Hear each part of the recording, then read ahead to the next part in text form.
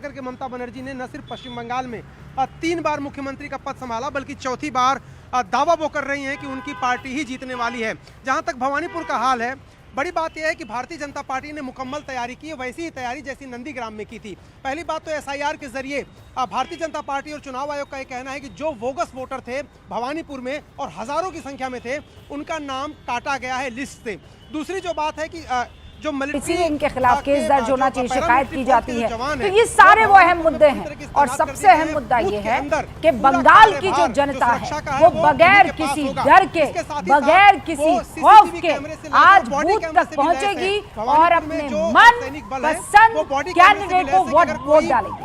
मन पसंद कैंडिडेट, किसी की गुंडागर्दी नहीं चलेगी, किसी का डर नहीं चलेगा, किसी का प्रेशर नहीं चलेगा। और अभी 7:03 हो रहे हैं, प्रधानमंत्री नरेंद्र मोदी ने इस वक्त बंगाल की जनता को ट्वीट करके यानी पोस्ट करके और उन्हें प्रोत्साहित किया है कि आइए और वोट डालिए, आपका वोट बहुत ज्यादा महत्वपूर्ण है। प्रधानमंत्री नरेंद्र मोदी का ये अब से कुछ देर पहले पोस्ट आया है जिसमें उन्होंने बंगाल की जनता से आह्वान किया 2 मिनट पहले। Today is the second phase of West Bengal. I urge all those who are voting today to cast their vote in record numbers to make our democracy more vibrant and participatory.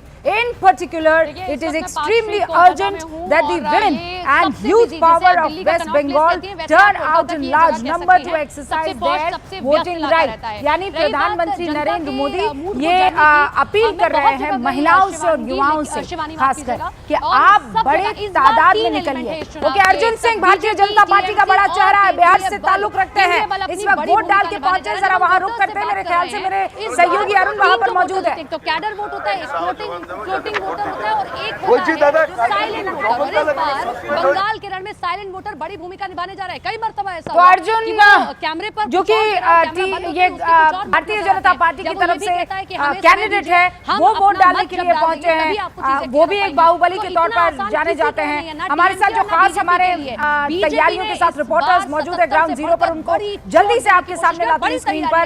Kolkata के परिहाटी से सपना शुक्ला हमारे साथ मौजूद है, कोलकाता से अरुण सिंह मेरे सहयोगी मौजूद है, फाल्टा से अमित पांडे आपको स्क्रीन पर दिखाई दे रहे हैं। शुरुआत सबसे पहले अरुण आपसे कर रही हूँ।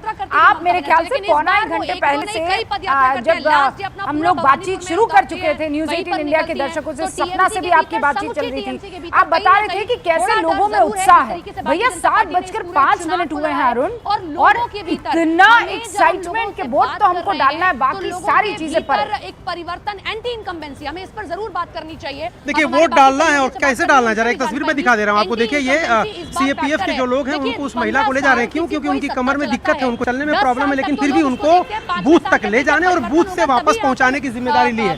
जहां तक सवाल रूपा गांगुली की तस्वीर आ रही है, द्रौपदी का किरदार निभाने वाली रूपा गांगुली भारतीय जनता पार्टी का अहम चेहरा।